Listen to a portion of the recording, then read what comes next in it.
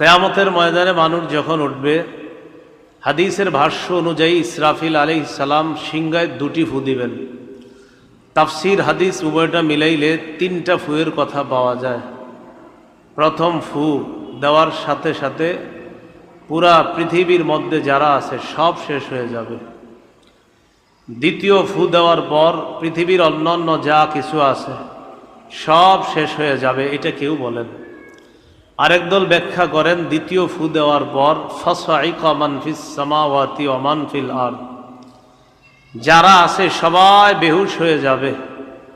এই বেহুশ হওয়া দ্বারা উদ্দেশ্য যত মানুষ আছে সবাই বেহুশ হয়ে যাবে, আমাদের নবী পর্যন্ত বেহুশ হয়ে যাবে। সব নবীরা বেহুশ হয়ে যাবে, মানুষরাও বেহুশ হবে। নবীজি বলেন, আমার হুশ ফিরে আসার পর আমি তাকিয়ে দেখব মুসা আলাইহিস সালাতু ওয়াস সালাম আল্লাহর